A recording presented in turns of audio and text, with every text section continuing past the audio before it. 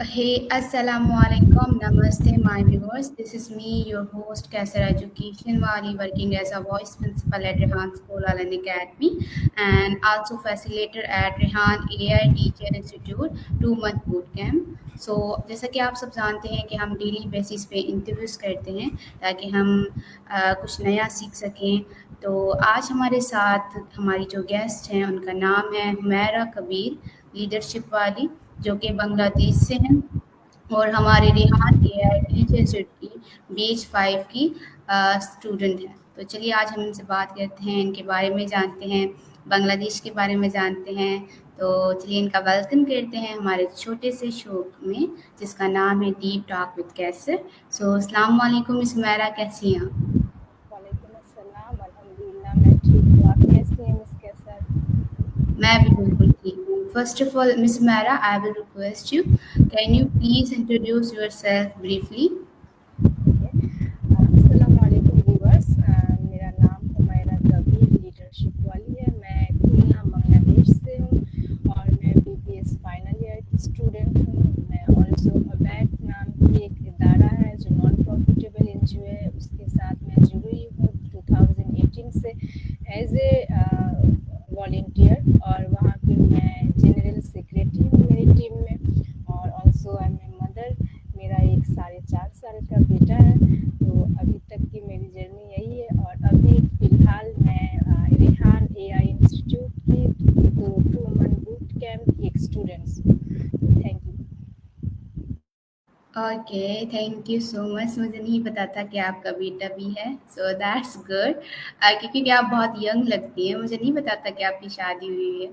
अच्छा, so next हम सवालों की तरफ बढ़ते हैं। तो पहला सवाल मेरा आपसे ये है कि जैसे कि आपने अपनी सिटी का नाम बताया, सो मुझे लेना नहीं आ रहा। आप मुझे अगेन नाम बताएं और अपनी सिटी के बारे में बताएं कि आपकी सिटी कैसी है और वहाँ पर क्या-क्या फैसिलिटीज़ हैं। क्या वो सिटी बहुत बड़ी है या ऐसे होता है ना, एक विलेज की तरह होता है? तो थोड़ा-सा अपनी सिटीज़ के बारे में बताएँ। जी। तो फर्स्ट ऑफ ऑल मेरी सिटी का नाम जो है वो खुलना है। ओके, HULNA, खुलना। तो मेरा सिटी जो है वो बांग्लादेश में 4th लार्जेस्ट सिटी में आती है। फर्स्ट ऑफ ऑल है चिटागंग, ढाका, और फिर दो एक है उसके बाद है मेरा खुलना। खुलना जो है वो बे ऑफ बंगाल है। यहाँ वर्ल्ड की सबसे बड़ी मैनग्रोव जो फॉरेस्ट है वो है सुंदरबन। आप गूगल पर अगर सर्च करें तो इजीली वो मिल जाएगी। और मेरा शहर बहुत ज़्यादा खूबसूरत है और अभी यहाँ के जो लोग हैं उसे और डेवलप करने की कोशिश में है। हर एक रोड, हर एक रास्ते में उन लोग कंस्ट्रक्शन का काम कर रहे हैं ताकि जो इस सिटी में किसी को किसी चीज़ की कमी ना महसूस हो। ऑल्सो यहाँ पर अच्छी फैसिलिटीज़ है, चाहे वो इमरजेंसी कोई हॉस्पिटल हो, अच्छे स्कूल है वहाँ। यहाँ पे इंग्लिश मीडियम स्कूल है। अभी फ़िलहाल में कुछ ही महीने पहले एक उर्दू और अरबिक मीडियम स्कूल भी यहाँ पर शुरू हुई है। तो मेरा सिटी बहुत खूबसूरत है। रात में अगर निकला जाए तो अभी हर एक सिटी, हर एक इसमें लैंप पोस्ट वगैरह नए लगे हैं, तो कोई भी कहीं भी चले जाए तो अभी आपको अंधेरा नहीं मिलेगा। हर जगह लाइट होगी, हर जगह क्राउड होगी, लोग मिलेंगे नए नए। तो बस यही, मेरा सिटी बहुत अच्छा है, बहुत खूबसूरत है। ओके, दैट्स गुड कि आप बहुत बड़ी सिटी में रहती हैं और वहाँ पर बहुत सारी फैसिलिटीज़ हैं, एंड दैट्स गुड। अच्छा, अगर आपकी सिटी में कोई घूमने आना चाहे तो ऐसी कौन-सी जगहें हैं जहाँ पर वो घूम सकते हैं, जो कि बहुत मशहूर हैं? जी, यहाँ पे पहले तो मैंने फर्स्ट ऑफ ऑल मेंशन किया सुंदरबन मैनग्रोव है बहुत बड़ा। तो लोग अक्सर बांग्लादेश कहें या बांग्लादेश के हर कोने से तो आते हैं। अक्सर बांग्लादेश से बाहर जो फॉरेनर वगैरह भी रहते हैं तो वो खास कर खुलना इसीलिए आते हैं कि एक सुंदरबन ये चीज़ उन लोग घूम सके। एक है ये मस्जिद है, उसमें 60 जो डम्ब होते हैं, बस उसका नाम है 60 गुम्बज। तो लोग यहाँ पर आते हैं। यहाँ पर उसके 60 गुम्बज के थोड़े ही दूर में जाकर एक मज़ार भी है, काफ़ी मशहूर मज़ार है जो खान जहान अली के नाम से है। और हमारे खुलना में वहाँ पर एक रोड है जहाँ उनके नाम से वो रोड है, खान जहान अली रोड। तो ये है। उसके बाद ताजमहल मतलब चंद्र महल नाम का एक अच्छा खूबसूरत प्लेस है जो एक मतलब कि वो अपने ही किसी इसके एनजीओ या फिर इसके थ्रू नहीं, वो बस अपना पर्सनल प्रॉपर्टी था एक इंसान का। तो उसने कहा कितना बड़ा प्रॉपर्टी तो मुझे लगता नहीं, वो खास ज़्यादातर अब्रॉड में रहता, तो उसने उसको ऐसा बना दिया कि लोग वहाँ जाकर घूम सके, पिकनिक मना सके। एकदम खूबसूरत सा वाइट एक बिल्डिंग है जिसमें काफ़ी तरह तरीके से पुराने चीज़ जो है, पुराने 100 साल 50 60 70 साल पर पुराने रुपए पैसे तलवारें हैं, तो लोग देख सके। और 60 गुंबज में अभी तो है ही, वहाँ पर म्यूजियम है जो हमारे जो फोर्थ फादर के पहले जो सब वो हुआ करते थे, उन लोगों की कुछ पुरानी चीज़ें रखी हुई है। और वहाँ पर बाजाबता वहाँ पर ये लिखा हुआ है कि कितने साल से कितने साल तक इन्होंने यहाँ पर हुकूमत में रहा, ये किस चीज़ का तलवार है, किसका तलवार है, क्या नाम है। तो बहुत सारा प्लेस है और भी बहुत खूबसूरत खूबसूरत जगहें अभी यहाँ पर हो रही है। 7 नंबर हम लोग का यहाँ है, 7 नंबर घाट, जो एक मतलब कि नदी के किनारे के साथ है। तो शाम के बाद वहाँ काफ़ी भीड़ होती, ठंडी हवा चलती, लोग को अगर कहीं कुछ नहीं जाने को मिला तो लोग वहाँ चले जाएंगे कि घंटा तो कम से कम आराम से बीत जाएगा। और गर्मी के दिन तो काफ़ी वहाँ भीड़ होती है, क्योंकि वो रिवर के साइड है, तो बहुत खुली हवा, ताज़ी हवा मिलती है, तो बहुत सुकून लगता है। और भी बहुत सारी चीज़ें जो मेंशन करना अगर मैं शुरू करूँ तो बस देर हो जाएगी हमारे। तो मैं बोलूँगी कि जो मेरे बांग्लादेश के भाई बहन जो देख रहे हैं, वो लोग खुलना आए जो कभी नहीं आए। और पाकिस्तान या बांग्लादेश के बाहर जो लोग हैं जो बांग्लादेश में आए, तो वो ऑफकोर्स ज़रूर खुलना सिटी आए घूमने। मुझे ये है कि उन लोगों को अच्छा लगेगा। और ना यहाँ ट्रैफिक का कोई मसला, ना इजीली अवेलेबल हर चीज़ है, कहीं भी कहीं कुछ हो जाए किसी भी वक्त आप निकल सकते, कोई ऐसा मसला नहीं है। तो यही है मेरे सिटी की खूबसूरती। ओके, आपने इतना ज़्यादा बता दिया, मतलब कि आपकी सिटी बहुत बड़ी है और बहुत सारी ऐसी जगहें हैं जहाँ पर लोग घूम सकते हैं। तो आप तो बहुत ज़्यादा ही घूमी होंगी, जैसे कि आप बता रही हैं कि भाई मैं ये भी है, वो भी है, वो भी है, तो इस हिसाब से जी, आप ज़्यादा घूमी हैं। मेरा खुलना और कहीं पर बाकी नहीं रह गया घूमना, हर एक जगह घूम लिए, इतना दफ़ा चले गए कि अब लगता है कि वो तो पुराना हो गया हम लोगों के लिए। Okay, that's good. चलें, अगर मैं बांग्लादेश आई तो आपके साथ मैं अगेन घूमूंगी, क्योंकि आपको इंशाल्लाह तब ज़रूर आइडिया हो गया है ना कि अब कौन सी जगह, जैसे कि आप पुरानी हो गई, जैसे कि अभी आपने बताया कि मैं पुरानी हो गई हूँ मैंने देख देख के, तो दैट्स गुड। ओके, सो अगला सवाल मेरा आपसे होगा, उससे पहले मैं आपसे रिक्वेस्ट करूंगी कि अगर आपने हेड फ्री लगाई है ना, तो आपके पीछे से थोड़ी सी नॉइज आ रही है, वो ठीक कर लें आप, तो आपकी आवाज़ सही से आ जाए, या हैंड फ्री आप निकाल दें।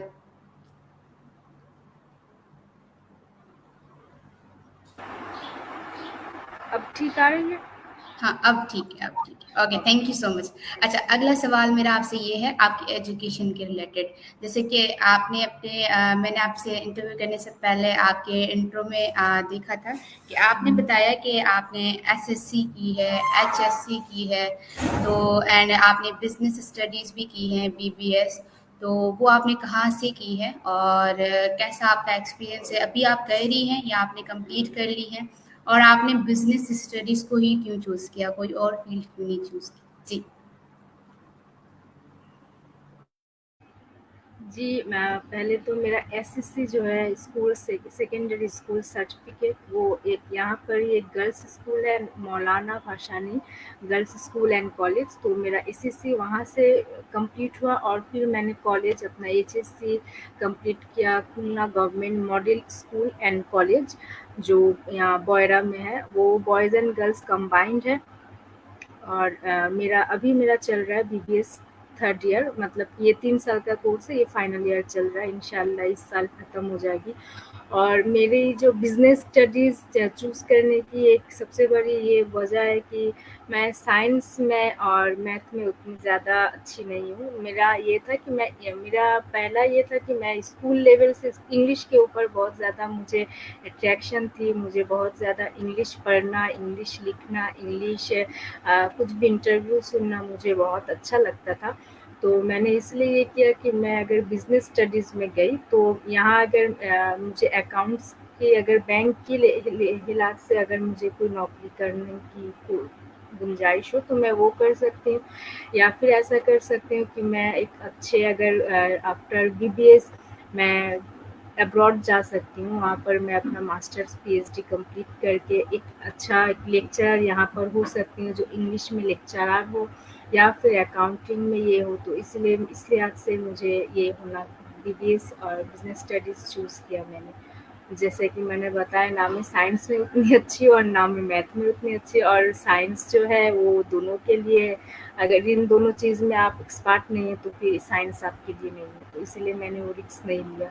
और मेरे लिए इन लोग कहते हैं कि रिजल्ट्स मैटर करता है, आपका सब्जेक्ट नहीं मैटर करता। आप जिस किसी भी सब्जेक्ट में रहे, अगर आपका रिजल्ट अच्छा रहा तो वो आप एक अच्छा बेहतर अपना ये बना सकती हैं, और अगर रिजल्ट अच्छा नहीं है तो आप जो भी सब्जेक्ट ले तो फिर वो कोई काम का नहीं होगा। तो इसलिए मैंने साइंस नहीं, मैंने कॉमर्स ये किया और बिजनेस स्टडीज़ के लिहाज से कर रही हूँ। Thank you. Okay, that's good. बहुत अच्छा आपने आंसर किया। ओके, सो अगला सवाल मेरा आपसे ये है कि जैसे कि आप स्टडीज़ भी कर रही हैं, उसके साथ-साथ आपकी एज़ अ मदर भी रिस्पॉन्सिबिलिटीज़ होगी फैमिली में, और उसके अलावा आप अपनी भी एजुकेशन कर रही हैं। सो एंड आप जॉब भी करती हैं। तो आप वो सब कैसे मैनेज करती हैं? अपनी स्टडीज़ को भी, अपनी जॉब को भी, अपनी फैमिली में जो रिस्पॉन्सिबिलिटीज़ होती हैं, वो सब आप कैसे मैनेज करती हैं एक साथ? तो फ़र्स्ट ऑफ़ ऑल ये तो अल्लाह का शुक्र है कि मुझे जो ससुराल मिले हैं, लोग मिले वो बहुत ज़्यादा सपोर्टिव है। अगर ऐसा सपोर्टिव इन-लॉज़ नहीं मिलता तो मेरे लिए मुश्किल रहता कि एट अ टाइम इतनी चीज़ें कर सकें। तो अल्हम्दुलिल्लाह मेरे ससुराल, मेरे इन-लॉज़ के हर एक इंसान बहुत ज़्यादा सपोर्टिव है। उन लोगों का ये है कि तुम्हें जो करना है तुम करो, अपनी ज़िंदगी तुम्हें जैसे फ्यूचर तुम्हें अच्छा बनाना है, जैसे बनाना हो तो करो। और मेरे लिए वो लोग ये भी करते हैं कि अगर इस वक़्त तुम्हारा कोई काम है तो तुम इस वक़्त फ्री रहो, मैं ये कर लूँगी, तुम नेक्स्ट कुछ कर लो। तो अल्हम्दुलिल्लाह सबके साथ मिल-जुल कर ये करके मेरा हर एक चीज़ के लिए वक़्त निकल जाता है, और मैं चाहती हूँ कि मैं ज़्यादातर बिज़ी रहूँ, क्योंकि वो बात है ना, खाली दिमाग शैतान का घर। तो उससे अच्छा है कि मैं हर जगह बिज़ी रहूँ ताकि मेरा जो एक्सपीरियंस भी बढ़े, मेरे जो चीज़ है न ना जानने की चीज़ है वो मैं जान सकूँ, जो अननोन है उसको मैं जान सकूँ। इसीलिए मैं हर एक चीज़ ये करती हूँ, और एज़ ए मदर भी मेरी रिस्पॉन्सिबिलिटी यहाँ तक कि मेरा बेटा इस साल से स्कूल भी जा रहा है, प्री स्कूल में मैंने उसे डाला हुआ। तो सुबह 8 बजे से मेरी ड्यूटी शुरू होती, रात के साढ़े 11 बजे तक चलती रहती नॉन स्टॉप। तो बस यही मेरा दिन चलता है। ओके, मतलब कि आप मैनेज करती हैं, और आपने बहुत अच्छा कहा कि अगर इंसान बिजी रहता है तो फिर उसको बाकी ख्याल नहीं आते। जैसे कि लोगों को आते हैं ना, फ्री रहते तो बहुत अजीबोगरीब ख्याल आते हैं, बीमार भी हो जाते हैं। तो बहुत अच्छा है कि आप अपने आप को बिजी ही रखें। ओके, अगले मैं सवाल स्टार्ट करनी हूँ आपकी फैमिली के रिलेटेड। तो फर्स्ट मेरा सवाल आपसे ये है कि आप अपनी फैमिली के बारे में बताएं कि आपकी फैमिली में कितने मेंबर्स हैं, कौन कौन हैं? जी। तो सबसे पहले मेरा तो जो ससुराल और मेरा मायका जो है वो अल्हम्दुलिल्लाह एकदम आस-पास है। बस एक रोड का फ़ासला है मेरे साथ। एक रोड अगर पार किया जाए तो दूसरा मेरा मायका है। तो मेरा जो है मायका और ससुराल चलते रहता है सारा दिन। तो मेरे घर में मेरे अम्मी के घर में मेरे 2 बहन हैं। मैं सबसे बड़ी हूँ, उसके बाद 2 बहन, मेरे पापा, अम्मू, मम्मा और मेरी दादी है।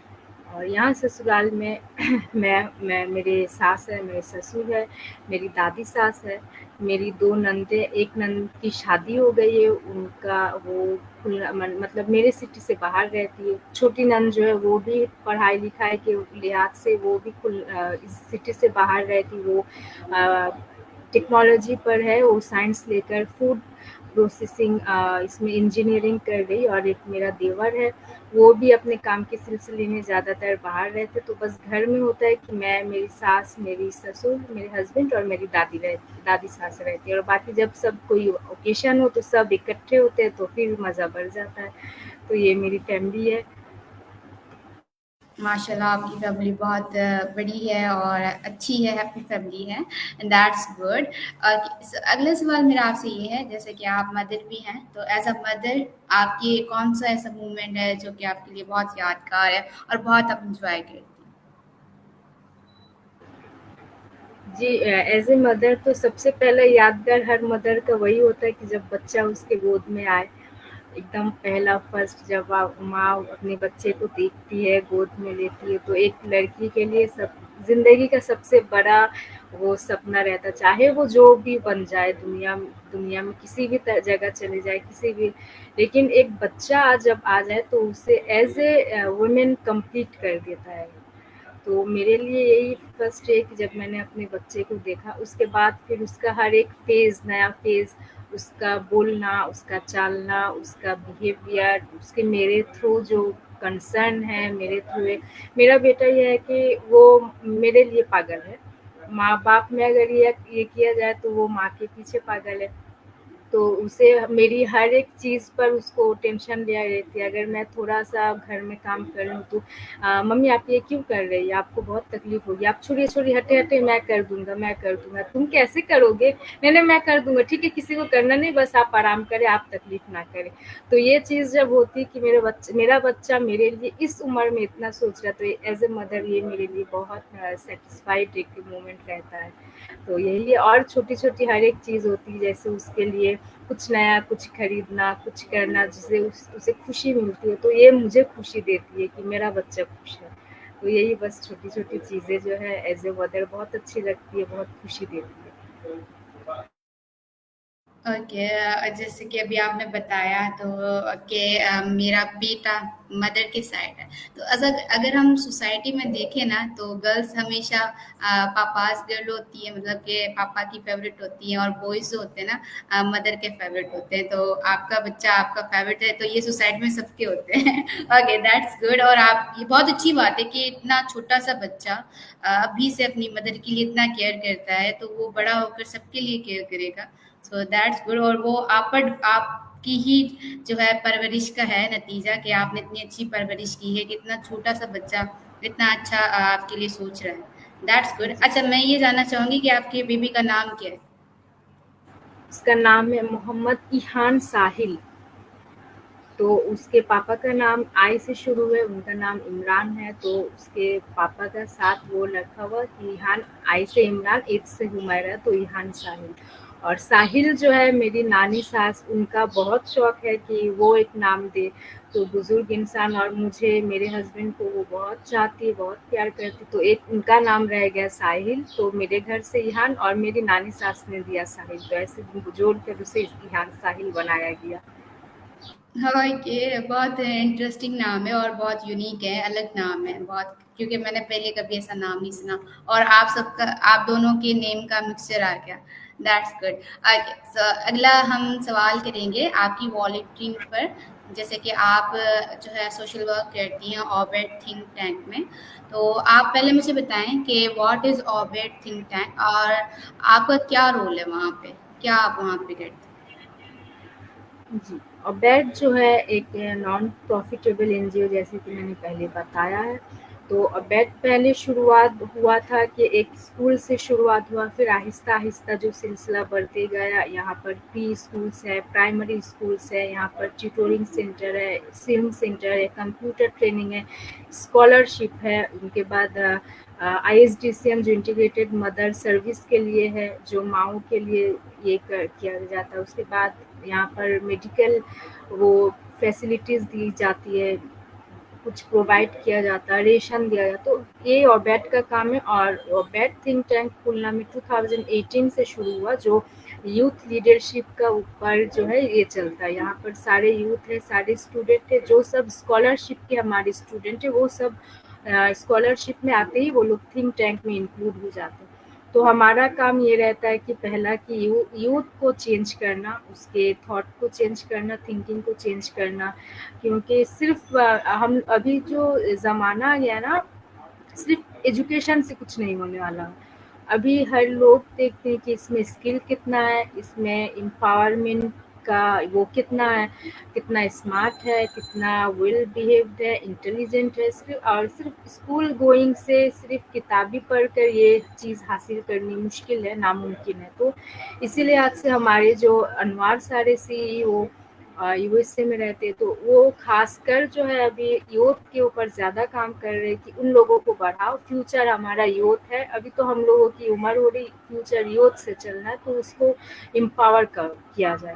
तो हमारा ये हर एक चीज़ रहता है, हर काम में हम लोग रहते हैं ताकि और बैठ के जो भी काम हो, या तो स्कॉलरशिप देना या फिर किसी भी सेक्टर में कोई भी काम हो, तो वहाँ थिंक टैंक को इंक्लूड मस्ट भी होना है।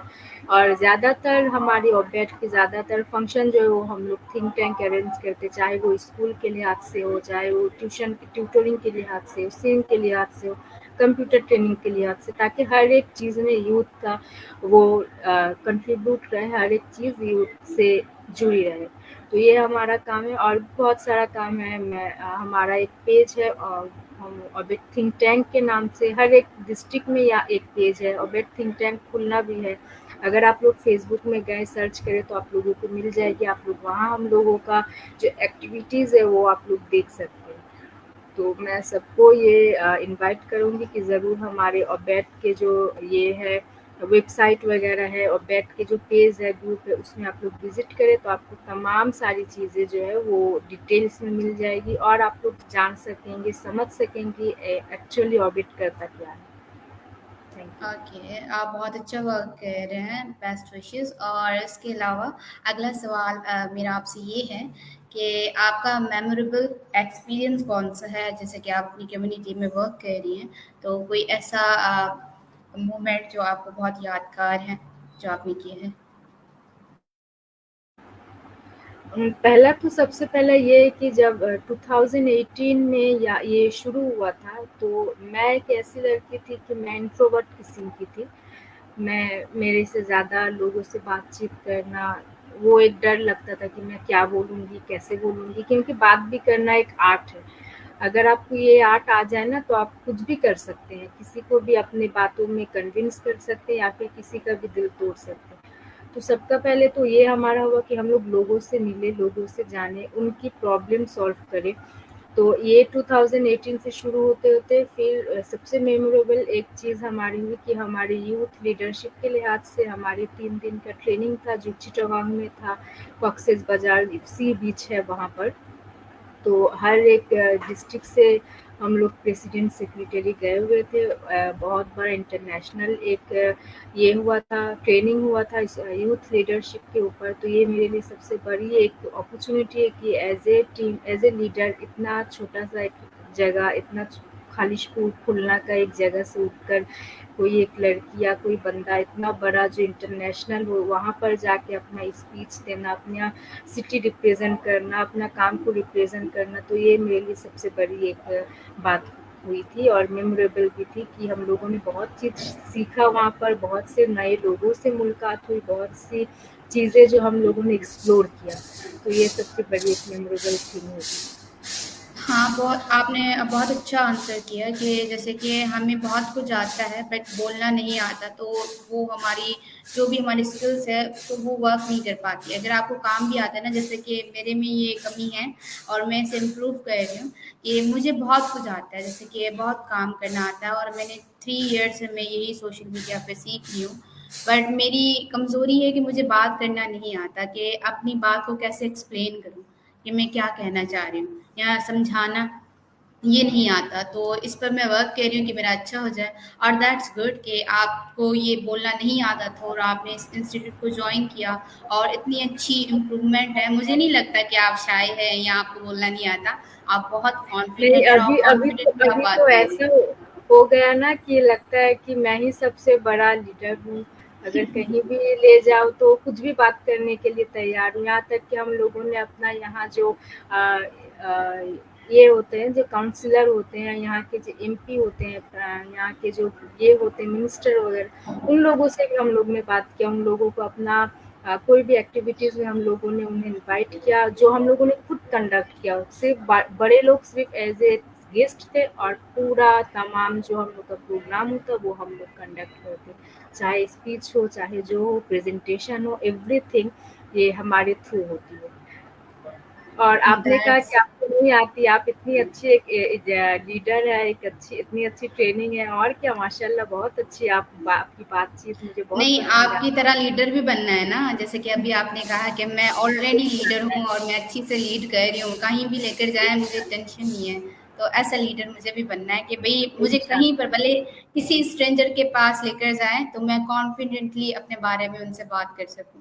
सो यही है, आप दुआ करें कि मैं भी आपकी जैसी लीडर बन इंशाल्लाह, जाऊं। और इंशाल्लाह। ऑलरेडी आप ऑलरेडी इतनी अच्छी लीडर हैं। जैसे कि अभी आपने कहा कि आपको डर नहीं लगता और बस आप। और हाँ, ये सवाल बहुत अच्छा है, आपने याद दिलाया। जैसे कि अभी आपने नेम के आगे लीडरशिप वाली लगाया है, तो इसके बारे में भी थोड़ा सा बताएं कि वाई यू एड लीडरशिप वाली।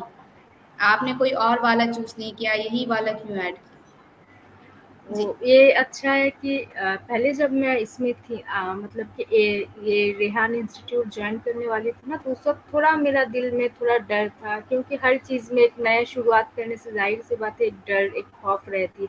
लेकिन वही चीज़ मुझे ओवरकम करनी रहती कि क्यों डर है, क्या डर है, अगर डर है तो उसे क्यों नहीं भगाया जा सकता।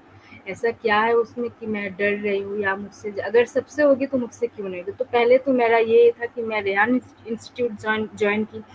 फिर मेरा एक दूसरा ख्वाहिश थी कि या अल्लाह ऐसा कुछ प्लेटफ़ॉर्म रहे जो मेरे ये एक्सपीरियंस के साथ जाए। तो जब मुझे वो चार्ट मिला कि आप अपना नाम के साथ वाला या वाली लगा लें, तो मैं ऐसा ही कुछ ढूँढ रही थी कि जो मैंने 4 साल, 5 साल, 7 साल में जो सीखा वो एक कुछ हो।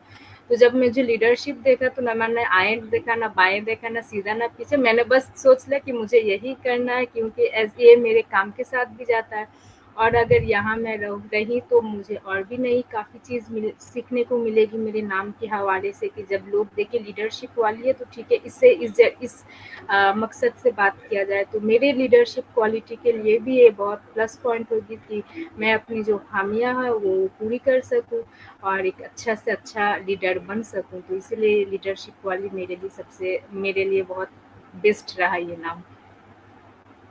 That's good. आप ऑलरेडी एक लीडर हैं और अगर आप ज़्यादा और लीडरशिप के बारे में पढ़ेंगी, सीखेंगी, तो आप उससे भी ज़्यादा पॉलिश हो जाएंगी, बहुत अच्छे से लीड कर पाएंगी। That's good. ओके, सो अगला सवाल मेरा आपसे ये है कि जैसे कि अभी आपने बताया है आ, अपने इंट्रो में कि आपको ट्रैवलिंग का बहुत शौक है, आपको मतलब अलग अलग जगहों पर घूमने का। सो अगर आपको फ्यूचर में मौका मिले कोई बाहर कंट्री जाने का या कोई ऐसी सिटी जाने का, बांग्लादेश में भी या किसी और कंट्री में, तो आपकी थ्री फ्यूचर फेवरेट डेस्टिनेशंस कौन सी होगी ट्रैवलिंग के लिए? अगर बांग्लादेश में जाने को मिले तो यहाँ पर बहुत सारे एडवेंचरस जगह है, जहाँ पहाड़ है, जहाँ समुंदर है। और मुझे ये दोनों चीज़ बहुत, मुझे नेचर बहुत ज़्यादा पसंद है, क्राउडेड जगह मुझे पसंद नहीं है। तो मुझे जब भी मौका मिले तो मैं ऐसी जगह जाती हूँ कि नेचुरल हो, ताज़ी हवा हो, खुली हवा जो फ्रेश फील करवाए। तो अगर बांग्लादेश के लिहाज से तो मैंने कहा कि एक कॉक्सेस बाज़ार जहाँ पर सी बीच है सबसे बड़ा बांग्लादेश का। और फिर है गुज़िस्ता 2023 में मैं गई शाजेक वैली, जो पहाड़ के ऊपर है, मतलब कि बांग्लादेश के सबसे टॉप पर वो जगह है कि शाजेक वैली, जहाँ अगर आप गए तो वहाँ से आपको मतलब कि बादल जो है एकदम करीब नज़र आएगा, लगता है कि आप बादल के अंदर में ही हैं। तो एक वो रहा, और एक है घाघरा छोड़ी, वो भी एक ऐसा ही जगह है, पहाड़ समुंदर को मिक्स करके। तो ये मेरा बांग्लादेश का हो गया। और अगर बांग्लादेश के बाहर जाने के लिए आज से बात करें तो पहला मेरा ये कि लंदन। और एक ये कि मुझे पाकिस्तान जाना।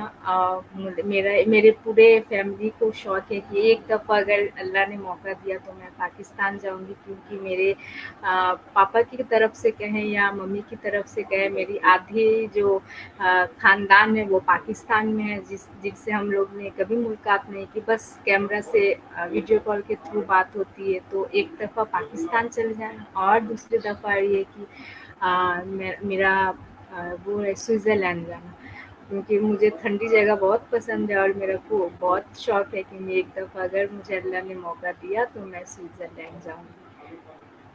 That's good. अल्लाह करे आपकी ये जो भी फ्यूचर डेस्टिनेशंस हैं जहाँ पर आप जाना चाहती हैं वो जल्दी पूरी हो, और जल्दी आप यहाँ पे घूमने आए पाकिस्तान, ताकि हम मिलें।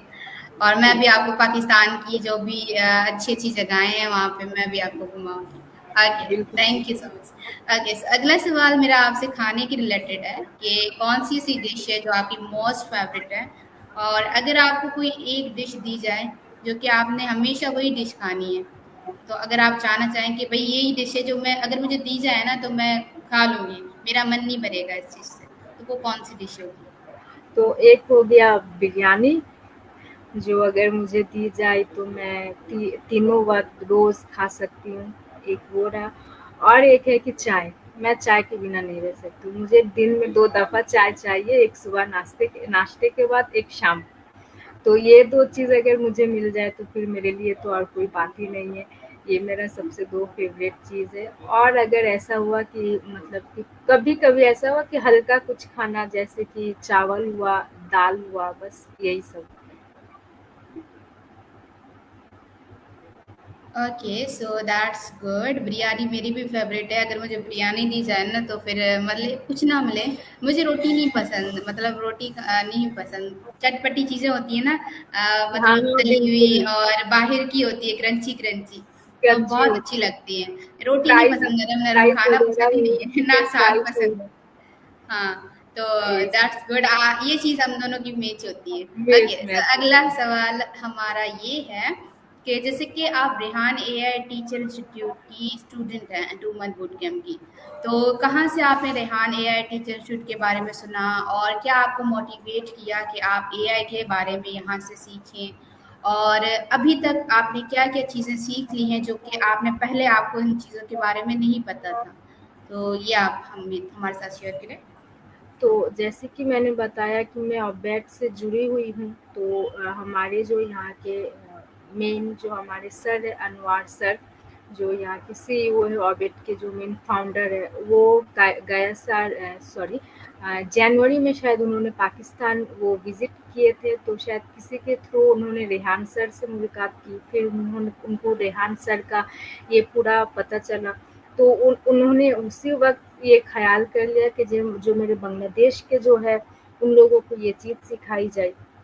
तो ऐसे करके सिलसिला बढ़ता रहा। हर एक चीज़ में सर ने ये हम लोगों को शेयर किया कि मैंने ऐसा चीज़ देखा। बाज़ाब्ता उन्होंने वीडियो बना के भी फ़ेसबुक में पोस्ट किया था, जो हम लोगों ने सबको देखा, और बहुत अच्छा लगा कि एक पाकिस्तान के जैसे जगह में बहुत अच्छा है कि ये हो रहा है कि आदमी इंसान अपना फ्यूचर डेवलप कर सके। जो फ्यूचर का जो गोल है, फ्यूचर का मोटिव, या फिर हमारे फ्यूचर में जो सब हम लोगों को लग सकता है, वो चीज़ लेकर काम कर रहा है, तो ये बहुत अच्छी बात है।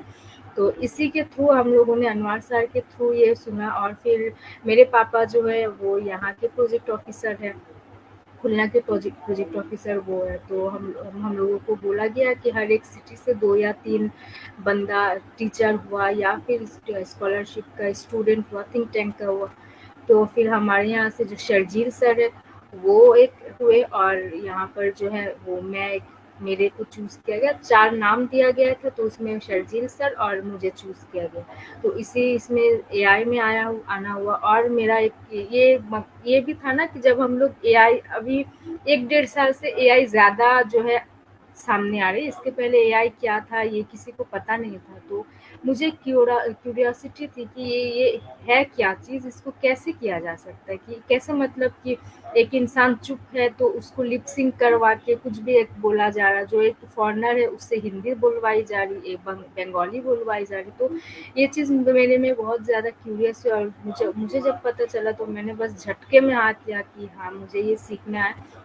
और हर एक, जैसे कि मैंने कहा कि मुझे हर एक नई-नई चीज़ें सीखना पसंद है। चाहे मैं कर पाऊँ, ना पाऊँ, लेकिन एट लीस्ट मुझे नॉलेज तो होगी कि ये चीज़ इस बारे में है, इसका ये काम है। तो ये हुआ। और अभी तक एआई में हम लोगों ने पहला तो अपना इंट्रोडक्शन दिया, जो कि हम लोगों ने कभी फेसबुक पर ऐसा कुछ पोस्ट वगैरह नहीं किया था। इंट्रोडक्शन दिया, उसके बाद फिर हमारे कैनवा का जो मैंने कैनवा का देखा था। फेसबुक में कभी कभी ऐड आते हैं ना कि फ़ोटो एडिटिंग का लिहाज से, तो वीडियो एडिटिंग का, तो कैनवा मेरे सामने भी आया। तो मुझे उस वक्त पता नहीं चला कि ये कैनवा है क्या चीज़, व इसे हम लोग कैसे यूज़ कर सकते हैं। तो जब मैं एआई में रेहान इंस्टीट्यूट में आई, तो कैनवा का मुझे प्रॉपर यूज़ पता चला कि अच्छा यहाँ से ऐसे हम लोग फ़ोटो एडिट कर सकते हैं, ऐसे हम लोग बैकग्राउंड चेंज कर सकते हैं, ये कर सकते हैं, वो हो गया। और फिर एक ये रहा कि हम लोगों ने अपना प्रोफ़ाइल चेंज किया। अपना जो प्रोफ़ाइल का एक चीज़ है, एक खूबसूरती से उसको हम लोगों ने बनाया, ताकि लोग अगर हमारे प्रोफाइल में जाए तो बस एक टॉप देखिए कि उन लोगों को हमारे बारे में एक थॉट आ जाए कि अच्छा, वेदर इट्स नेगेटिव और पॉजिटिव, इट्स गुड्स और बैड। तो हमारे प्रोफाइल को अलाइन किया गया इस तरीके से कि खूबसूरती दी गई, उसमें बायो दिया गया। और फिर अभी तो नई नई चीज़ें सीख रही हूँ। अभी जैसे कि कुछ दिन पहले हम लोगों ने और एक ये देखा था कि कैसे हम लोग वीडियो एडिटिंग कर सकते हैं, कैसे हम लोग फेसबुक में वीडियो ये करके अपलोड करके ऐसे हम लोग डॉलर इनकम कर सकते हैं। जो रेहान सर की मैंने वीडियो देखी है, मुझे बहुत अच्छी लगती है। वो जैसे समझाते हैं, उनका पॉइंट ऑफ व्यू एक कुछ कुछ होता है ना कि बहुत ज़्यादा कोई लीडर है या ये, तो बहुत इसमें डर रहता है उसको देख के कि अल्लाह, ये तो लगता है गुस्सा करने वाला ये। लेकिन रेहान सर एक ऐसा है कि लगता है बच्चों की तरह वो समझाते हैं। जब जब मैं उनका इंटरव्यू या कुछ पॉडकास्ट देखते, तो मेरे चेहरे में ऑटोमेटिक स्माइल आ जाती जैसे सर समझाते। तो ये सब चीज़ मुझे ज़्यादा इंटरेक्ट की। और अभी तो इंशाल्लाह और भी अभी 2 महीना का बूट कैंप है, हम लोग और भी ज़्यादा अच्छा कुछ सीख सकेंगे और अपने ज़िंदगी में उसको अप्लाई कर सकेंगे। तो यही मेरे लिए अभी तक। Okay, that's good. आपने बहुत अच्छे से बताया जो भी अभी आपने सीख लिया है, दैट्स गुड। और आगे जाके आप और मज़ीद बहुत-बहुत सी चीज़ें सीखेंगी, जो कि आप आगे जब किसी और को इंटरव्यू देंगी तो आप बताएँगी कि भई मैंने ये चीज़ें पहले नहीं देखी थी, नहीं ट्राई की थी और मैंने ये सीखा है। So that's good. अगला सवाल मेरा आपसे ये है कि आपकी फ्यूचर बिगेस्ट ड्रीम क्या है, विश क्या है? जो आप चाहती हैं कि मेरी ये विश पूरी नहीं हुई है और ये विश मेरी किसी भी तरीके से पूरी हो जाए, भले अलादीन का चिराग मिल जाए या कोई मैजिक हो जाए, कुछ भी हो जाए। तो ऐसी कोई विशेज़ हैं जो आप चाहती हैं कि पूरी हो जाए? जी, बहुत अच्छा सवाल है, जो कि अभी मेरी फ़िलहाल के थॉट के साथ, फ़िलहाल के जो एक्टिविटीज़ है, ज़िंदगी है, मेरी जो चाहत है उसके साथ मेल मेल खाती है आपकी ये क्वेश्चन। तो मेरा सबसे बड़ा अभी ड्रीम है कि मैं कंट्री से बाहर मूव करूँ। क्योंकि सबको पता अभी बांग्लादेश चाहे पाकिस्तान चाहे इंडिया का ये, लेकिन इतना अच्छा नहीं जा रहा है कि वहाँ पर अ, जॉब के लिहाज से हो। हमारे बांग्लादेश में तो ज़्यादा जॉब और एजुकेशन के लिहाज से थोड़ा पीछे चल रहे हैं। तो बहुत सारे यहाँ पर मास्टर्स डिग्री कंप्लीट की हुई है, जिन्होंने अभी तक वो ना कभी ऐसे ये मिला कि ओके, दैट्स गुड कि आप चाहती हैं कि आप आउट ऑफ कंट्री जाएँ और आप अच्छी जॉब जो है करें और अच्छी जॉब आप करना चाहती हैं, दैट्स गुड। ओके, अगला सवाल मेरा आपसे नॉर्मल क्वेश्चंस हैं। अगर आपको क्या पसंद है? टी पसंद है या कॉफ़ी पसंद है? आप क्या प्रेफ़र करेंगी most? T T. T okay. Coffee है ना ज़्यादा हम नहीं पीते, तो हमें ज़्यादा नहीं अच्छी लगती। मुझे भी टी अच्छी लगती है पर गर्मियों में मैं नहीं पीती। गर्मियों में अच्छी नहीं लगती, चक्कर आते हैं। गर्मियों में कोई ठंडी ठंडी कोल्ड ड्रिंक हो या शरबत हो, तो हमारे पाकिस्तान में तो ज़्यादातर हम जो होते हैं ना, हम तो वही शरबत पीते हैं, जाम मिश्री पीते हैं, रूह अफ़ज़ा पीते हैं। तो क्योंकि घर में फ्रिज होता है और बर्फ़ होती है, फिर गर्मी लगती है, खुद ही बना के पी लेते हैं, तो फिर थोड़ा कूल हो जाते हैं। That's good. अच्छा, तो अगला सवाल मेरा आपसे ये है कि आप अर्ली बर्ड हैं या नाइट ऑवल? मतलब कि आप सुबह जल्दी उठने वाली हैं या रात ज़्यादा देर होता है ना, जैसे कि मैं हूँ, मेरी एक टाइमिंग फिक्स है कि मैं सुबह 9 बजे, मैं जल्दी भी नहीं उठती, 9 बजे मैं उठ जाती हूँ। और उसके अलावा मैं रात के 10 बजे के बाद है ना बैठ नहीं पाती, जाग तो लेती हूँ पर चेयर पे नहीं बैठ पाती। मतलब लेट के हम काम कर लें या लेट पे हम बात कर लें, मैसेजेस पे रिस्पॉन्ड कर लें, तो 10 बजे के बाद मुझसे बैठा नहीं जाता चेयर पे। तो आप मुझे बताएं कि आप अर्ली बर्ड हैं या आप रात को ज़्यादातर जाग सकती हैं? सही। हाँ हाँ, ये मैं सोच भी रही थी कि अगर मुझसे ये पूछा जाए तो मैं क्या जवाब दूंगी। तो मैं ऑफ कोर्स मैं नाइट बर्ड हूँ। मैं रात में ज़्यादातर मुझे मतलब कि एक होता है ना कि एक तो मैं हाउसवाइफ भी हूँ, मैं मदर भी हूँ। तो एक होता है सारा दिन कुछ करके सारा दिन अपने लिए टाइम नहीं निकाल सकती हूँ मैं। कभी ये काम, कभी वो काम, थिंक टैंक का काम हो गया, ऑबिएट का काम हो गया और अभी तो एआई हम लोग रेहान इंस्टीट्यूट 3 बजे से कर रहे हैं। तो सारा ये करके उस वक़्त मेरा होता है कि जब रात के वक़्त सब जब सो जाए ना तो बिल्कुल सुकून सन्नाटा में थोड़ा जाके थोड़ा अपना वीडियो देख लिया, कुछ कुछ एक ये देख लिया, कुछ एक सीरीज़ देख लिया या फिर एक पाकिस्तानी ड्रामा देख लिया, जो अगर चलता रहा तो वो देखा। तो मैं नाइट बर्ड हूँ, लेकिन अभी मेरा भी वही कि ऐसा नहीं कि अगर सोते हैं तो 10 से 11, 12, 1 बजे नहीं, ऐसा नहीं। अभी तो जब मैंने कहा कि मेरा बेटा स्कूल जा रहा है तो मुझे 8 बजे के अंदर उठ जाना, चाहे मैं रात में मेरी नींद पूरी हो ना हो, रात में सोऊँ, जल्दी सोऊँ, देर सोऊँ, लेकिन मुझे एक फिक्स्ड है कि 8 बजे मुझे उठना है, मेरे बेटे को स्कूल भेजना और फिर उसके बाद से भी जो है मेरी रूटीन, दिन की रूटीन जो है शुरू हो जाती है, फिर रात तक चलती रहती है। और फिर जब 3 बजे से 5 बजे हमारा जो रेहान का स्कूल क्लास जब खत्म होती है तो उस वक़्त आधा घंटा जब मगरिब के 10-15 मिनट पहले मैं थोड़ा-सा आके लेटती हूँ, उसके बाद तो फिर मगरिब की अज़ान, तो फिर उठ जाती हूँ, फिर अपना ये काम वो काम, वीडियो बना लिया।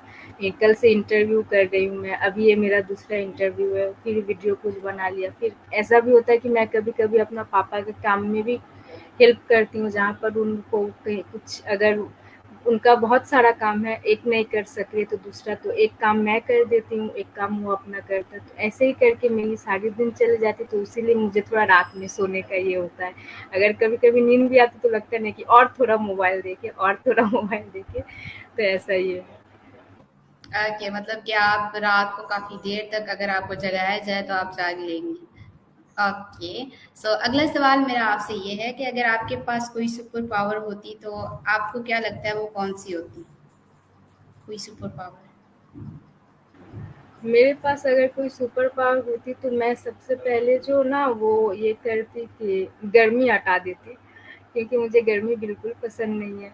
मुझे विंटर सीज़न ज़्यादा पसंद है, क्योंकि मैंने मेंशन किया था कि गर्मी में मुझे ज़्यादा वो एलर्जी का भी कुछ मसला हो जाता है, थोड़ी तबीयत ख़राब हो जाती है, तो मुझे गर्मी पसंद है। ऐसा कुछ हुआ तो मैं ऐसा कर दूँगी, ना ज़्यादा ठंडी ना ज़्यादा गर्मी, एक ऐसा रहे कि इंसान सुकून से हर काम कर सके, अपना हर एक चीज़ कर सके। एक ऐसा हो रहा, और अगर ऐसा ही और कोई मिला तो फिर सबसे पहले मैं देश में जो कुछ एक सिस्टम वगैरह उससे अगर मैं चेंज कर सकूँ, जो नेगेटिव से पॉजिटिव के ये में जाए, तो ये मेरा 2 ये होगा।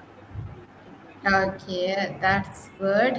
अच्छा, सो अगला सवाल मेरा आपसे ये है कि अगर आपको कहा जाए कि आप सक्सेस को डिफाइन करें कि व्हाट इज सक्सेस, सक्सेस को एक वर्ड में अगर आप डिफाइन करें तो आप कैसे डिफाइन करेंगे कि व्हाट इज सक्सेस? मेरे लिए सक्सेस एक चीज़ में यही है कि अभी मैं सोचती हूँ कि वो चीज़ है कि अगर मेरी फैमिली को कुछ चाहिए, कुछ चीज़ की ज़रूरत हो तो मैं बोल सकूँ मैं कर दूँगी।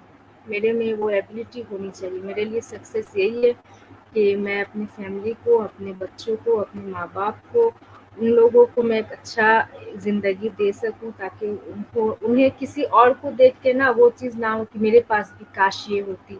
तो ऐसा ना हो, तो ये मेरे लिए सक्सेस है। और मेरा ये है कि मेरा कोई भाई नहीं है, हम लोग 3 बहनें हैं, तो मेरा सबसे बड़ा सक्सेस ये होगा कि अगर अल्लाह ने मुझे सक्सेसफुल किया तो नेक्स्ट मैं अपने माँ-बाप के लिए एक बेटा बन सकूँ। तो ये सबसे बड़ा सक्सेस होगा मेरे लिए। That's good thing. अक्सर है ना गर्ल्स को लड़के बनने का शौक रहता है, जैसे कि मैं हूँ ना, मैं भी गर्ल हूँ, तो मुझे मेरा ड्रीम ये है कि अगर अगले जन्म में अगर मुझे बनना पड़ा तो मैं गॉड को यही कहूँगी कि मुझे लड़का बनना है। और लड़का इसलिए बनना है बिकॉज जो गर्ल्स होती है ना वो हमेशा घर में बैठी हुई होती हैं। आजकल की तो गर्ल्स बाहर जाती हैं, बट बॉयज में ये है कि उनको जब मन चाहे ना वो कहीं पे भी जा सकते हैं। जैसे कि मेरे भाई हैं, उन्हें कहीं पे जाना होता है तो वो बस बता देते हैं कि मैं यहाँ पे जा रहा हूँ और वो चले जाते हैं, तो उनको कोई रोक टोक नहीं होती कि यहाँ नहीं जाओ वहाँ नहीं जाओ। रात के 12 बजे भी बाहर बैठे हो ना तो उन्हें कुछ नहीं कहते। और अगर हम हाँ, बिल्कुल अगर मेरा घर से मेरा बाहर भी जाए ना, सपना पूरा ये है कि अगर अल्लाह ने कभी दूसरा जन्म दिया और मुझसे पूछा क्या बनना चाहोगे, तो मैं भी बोलूँगी कि मैं लड़का बनना चाहती हूँ, मुझे मुझे लड़की भी नहीं लड़का बनना, ही देख बनना लिया है। लड़का। क्योंकि आज़ादी चाहिए भई, हमें भी मतलब कि कोई रोक-टोक ना हो, आप अपनी लाइफ़ को एन्जॉय करें। सो सेम सेम ये भी चीज़ हमारी मिलती है। ओके, सो आपसे अगला और लास्ट सवाल है कि आपकी ज़िंदगी का मकसद क्या है? आप अपनी लाइफ़ में क्या करना चाहती हैं? कौन अभी भी कोई ड्रीम्स हैं या आपके विशेज़ हैं या जैसे होते हैं ना फ्यूचर गोल्स, तो आपकी लाइफ़ का मकसद क्या है? जी। मेरा लाइफ का अभी सबसे बड़ा मकसद ये है कि मैंने जैसे कहा कि मुझे मूव करना है बाहर कंट्री, अच्छा अभी यूरोप कंट्री मुझे मूव करना with my family like my husband and my child. तो मैं उन लोगों के साथ मूव करूँ, वहाँ मैं एक अच्छा अपने ये मेरे लिए नहीं होगा क्योंकि हमारा तो अब चले जाएगा ना ज़िंदगी जैसे भी, लेकिन ये मैं चाहती हूँ कि मेरे नेक्स्ट जनरेशन जो है उन लोगों के लिए मैं हम लोग कुछ आसानी पैदा कर दें, है ना? ताकि उन लोगों को कोई ऐसा स्ट्रगल ना करना पड़े, जैसे हम लोग को करना पड़ रहा है कि जॉब के लिहाज से हो, फैमिली प्रेशर हो, ये हो, वो हो। तो उन लोगों के बना-बनाया अगर अल्लाह ने चाहा तो बना-बनाया एक अच्छा ये मिल जाए, माहौल मिल जाए, ज़िंदगी मिल जाए ताकि उन लोगों को स्ट्रगल ना करना पड़े। और अगर बाहर मूव करते तो इंशाल्लाह और श्योर हम लोग अपनी फैमिली को भी अच्छा सपोर्ट कर सकें क्योंकि हर एक देश में बांग्लादेश, पाकिस्तान, इंडिया में ये ज़्यादा मतलब कि प्रॉब्लम होता है कि जॉब के लिहाज से, है ना? अच्छा-अच्छा स्टूडेंट है, अच्छा ये है, उन लोगों का मास्टर्स खत्म हो गया, पीएचडी भी कर लिया लेकिन कोई जॉब नहीं। और अदर्स कंट्री में यूरोप कंट्री में आप खाली नहीं बैठ सकते, है ना? आपको कुछ ना कुछ करना होगा, ये आपके लिए बेसिक रहेगी। तो इसके लिए मुझे ये है कि मैं बाहर मूव करूँ ताकि मैं अपने बच्चों को मेरे जो 2 बहन हैं उसको भी मैं अच्छा एक ये दे सकूँ। मेरी एक नंद है जो उसे कभी उसको शादी करनी नहीं, उसका ये है कि मैं मुझे अपना फ्यूचर बनाना। तो उसको इसके लिए भी कुछ कर सकूँ उसके हिसाब से ताकि हमारे जो फैमिली माँ-बाप है वो उनका ड्रीम हम लोग पूरा कर सकें, है ना? जब हम लोग बच्चे थे तो हमारा हर एक ख्वाहिश, हर एक शौक माँ-बाप ने पूरा किया। और फिर एक ऐसा दिन आता है कि हम लोगों को वो पे बैक टाइम आ जाता है कि अब हम लोगों को माँ-बाप के लिए कुछ करना है। तो बस ऐसा ज़िंदगी आ जाए कि माँ-बाप के लिए कुछ करने से पहले सोचना ना पड़े। माँ-बाप कुछ बोले तो बस हाज़िर कर दिया जाए, चाहे जैसे भी हो। और बिल्कुल ये है कि हलाल तरीके से हो, इसमें कोई हराम शामिल ना हो क्योंकि हलाल चीज़ में बरकत ज़्यादा रहती है, हराम चाहे आप जितना भी कमा लें उसमें बरकत या रहमत अल्लाह की नहीं रहती। तो मेरी हर वक़्त अल्लाह से यही दुआ रहती है कि अल्लाह जो भी हो बस हलाल तरीके से अच्छी ज़िंदगी हो, जो भी हो हलाल तरीके से अच्छी ज़िंदगी हो। बस यही मेरा मोटिव है, मेरा लाइफ़ गोल है, यही इसी पर मैं अभी वर्क भी कर रही हूँ ताकि किसी भी तरीके से मैं बाहर चली जाऊँ या तो मेरे हस्बैंड जाए या मैं जाऊँ, तो हम लोग तीनों एक साथ चले जाएँ। ओके, may अल्लाह आपकी तमाम जो भी आपने अभी ख्वाहिशात बताई हैं वो तमाम आपकी पूरी हों और मेरी बहुत सारी प्रेयर्स हैं। सो लास्ट में हमारे पूरे सेशन का हमारा 47 मिनट हो चुके हैं।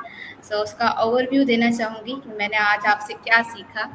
तो फर्स्ट थिंग मैंने आपसे सीखी कि आप बहुत ही मेहनती हैं और आप बहुत मेहनत करती हैं। आप मैं अगर अपनी बताऊँ तो मैं स्टडी में बिल्कुल अच्छी नहीं हूँ। जब स्कूल जाती थी जस्ट फ्रेंड्स के साथ फन करने के लिए और घर में बैठ बैठ के बोर होती थी, जैसे कि अभी मैंने आपको बताया भी था कि गर्ल्स को ज़्यादा बाहर नहीं जाने दिया जाता, तो स्कूल के बहाने हम बाहर जाते हैं, दुनिया देखते हैं, शहर देखते हैं, लोगों को देखते हैं।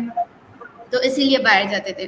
तो पहली चीज़ मैंने आज आपसे सीखी कि आप बहुत मेहनती है, इंसान को मेहनती बनना चाहिए, अपने बारे में भी सोचना चाहिए। उसके साथ-साथ आपकी बहुत अच्छी चीज़ है कि आप अपने साथ-साथ अ, अपने ससुराल वालों की, अपने जो पेरेंट्स की, अपने बच्चे की, आपकी इन फ्यूचर जनरेशन के बारे में भी सोच रही हैं। दैट्स बहुत अच्छी बात है, क्योंकि लोग सिर्फ़ अपने बारे में सोचते हैं कि मैं हूँ, मेरे मेरे मेरी फैमिली है, बस दैट्स इट। भले आपने अपनी ननद के बारे में बताया, देवर के बारे में बताया, सास ससुर के बारे में भी बताया। सो दैट्स गुड कि आप अपने ससुराल वालों के बारे में भी अच्छा सोच रही हैं कि वो भी आगे बढ़े और उनकी भी फ्यूचर अच्छी हो। और उसके अलावा मैंने आपसे सीखा कि आप बहुत फ्रेंडली हैं, और मैं आज हम दोनों की बॉन्डिंग बन गई है, और अब से मैं आपके बिल्कुल, साथ हेजिटेट नहीं होंगी बात करने में, बिल्कुल, बिकॉज बिल्कुल। अब हम दोनों की फ्रेंडशिप बन गई। अगर मैं बांग्लादेश आई तो हम दोनों साथ में घूमेंगे, अगर आप पाकिस्तान आई तो मैं आपको घुमाऊंगी। सो दैट्स इंशाल्लाह। Good. Thank you so much. आज बहुत अच्छा लगा आपसे बात करके। मैंने टाइमर देखा भी नहीं कि हमें 50 मिनट्स हो मैंने चुके भी हैं। अभी तक नहीं देखा, अभी देख रहे 50 मिनट हो गए और लगता है अभी तो शुरुआत हुई थी। हाँ ना, अभी भी मेरे बहुत सारे क्वेश्चंस हैं जो रह रहे हैं, पर बहुत टाइम हो गया है और मैंने आपका बहुत ज़्यादा टाइम ले लिया है, और आपकी बहुत सारी रिस्पॉन्सिबिलिटीज़ नहीं, हैं। नहीं, तो बिल्कुल नहीं। Thank you, thank you, thank you so much. आपसे बात करके बहुत अच्छा लगा, और मैंने आज बहुत कुछ आपसे सीखा। तो लास्ट में अगर आप हमारे व्यूवर्स को कोई भी अच्छा सा छोटा सा मैसेज देना चाहें जो उनके लिए अच्छा हो, जो कि उनको बेनिफिट हो, तो आप दे सकते हाँ, सबके लिए मेरा मैसेज एक यही होगा कि अपने ऊपर काम करें, अपने जो खामियाँ हैं उसे तराशें, उसे अच्छा करें और अपने ऊपर कॉन्फिडेंस रखें। जैसा कि मैं बोल रही थी, मुझे मेरे पर कॉन्फिडेंस नहीं थी, लेकिन जब मैं चीज़ें देखती गई, दुनिया से मिलती गई, चीज़ों को एक्सप्लोर करती गई, तो मेरे में कॉन्फिडेंस आ गई।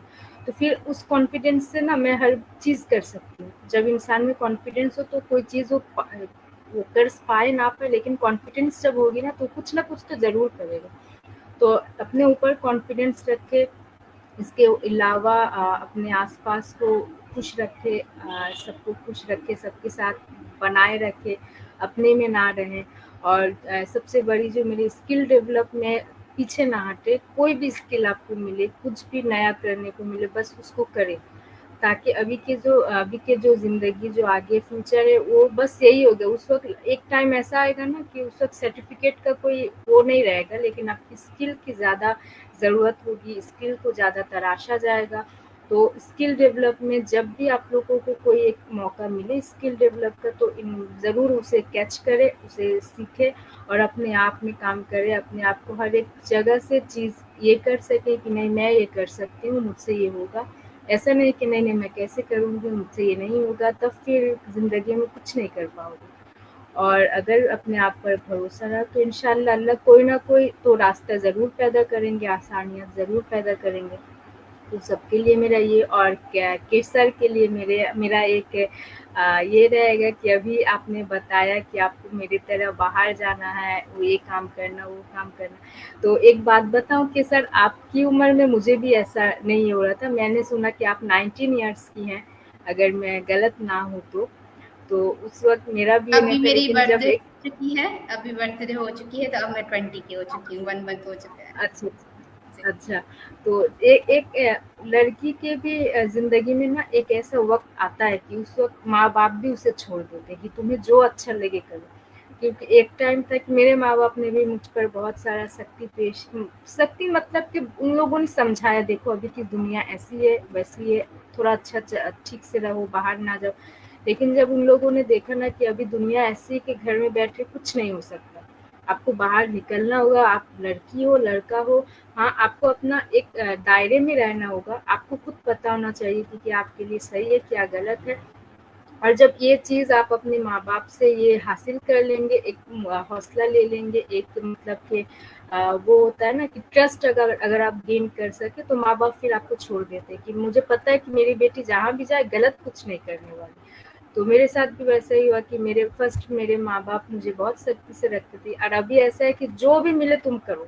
तुम्हें जहाँ जाना तुम, अगर मेरा अभी 4 साल का बेटा नहीं रहता ना, तो मैं अभी खुलना से बाहर भी मैं चली जाती ट्रेनिंग करने, मुझे किसी की ज़रूरत नहीं पड़ती। तो ये अपने आप पर भी है, और माँ-बाप का जो साथ है वो हमेशा ये करे कि माँ-बाप के दुआओं के साथ चले, उन्हें छोड़कर कभी कोई काम ना करे, क्योंकि अगर उन लोगों का दुआ और साथ ना रहा तो आप ज़िंदगी में जो भी बन जाए आप खोखले हैं। और अगर माँ-बाप और माँ-बाप की दुआएँ साथ है तो आप अगर कुछ भी नहीं तो बस आपके माँ-बाप आपके साथ हैं, उनकी दुआएँ साथ है, यही बहुत बड़ी है।